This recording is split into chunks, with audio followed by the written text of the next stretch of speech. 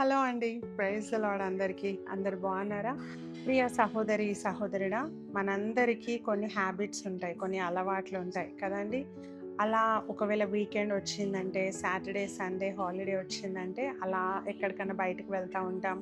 ఫ్యామిలీతో time spend చేస్తా ఉంటాం. కొంతమంది న్యూ న్యూ ప్లేసెస్‌ని ఎక్స్‌ప్లోర్ చేస్తా ఉంటారు. వెళ్తా ఉంటారు. కొత్త కొత్త ప్లేసెస్‌ని చూస్తా ఉంటారు.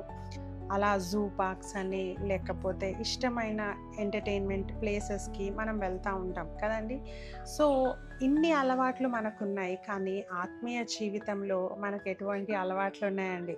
యేసు ప్రభువుకు ఒక చక్కటి అలవాటుందంట. అదేంటో మనం చూద్దాం. లూకా సువార్త 4:16 చదువుకుందాం.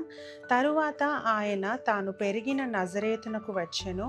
తన వాడుక చొప్పున విశ్రాంతి దినమందు సమాజ మందిరంలోనికి వెళ్ళి చదువుటకై నిలిచి ఉండగా, వాడుక చొప్పున ఆయన విశ్రాంతి దినమందు సమాజ మందిరంలోకి వచ్చాడంట. హల్లెలూయా!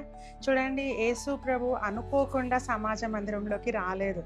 అనుకోకుండా మందిరంలోకి ఆయన రాలేదండి. ఆయన వాడుక చొప్పున వచ్చాడంట. అంటే ఆయనకు ఒక అలవాటు ఉంది. అదేంటంటే కంపల్సరీ విశ్రాంతి దినమున దేవుని మందిరంలో ఉండాలని. ఈరోజు మనకు అటువంటి అలవాటు ఉందా అండి?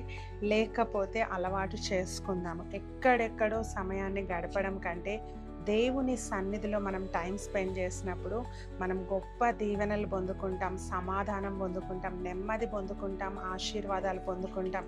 ఎందుకంటే ఈ లోకంలో ఎవ్వరితో టైం స్పెండ్ చేసినా అది మట్టికి మట్టిగా, దుమ్ముకు దుమ్ముగా కలిసిపోతుందండి. కానీ దేవునితో నువ్వు గడిపిన ప్రతి సమయము, దేవుని సన్నిధిలో నువ్వు స్పెండ్ చేసిన ప్రతి సమయము నిన్ను పరలోకానికి తీసుకొని వెళ్తుంది. నిత్య జీవంలో అడుగు పెట్టింపజేస్తుంది. కాబట్టి మనం కూడా ఈ చిన్న అలవాటు నేర్చుకుందాం. తప్పకుండా విశ్రాంతి దినమున దేవుని మందిరంలో మనం కనబడదాం వాడుక చొప్పున. హల్లెలూయా! God bless you.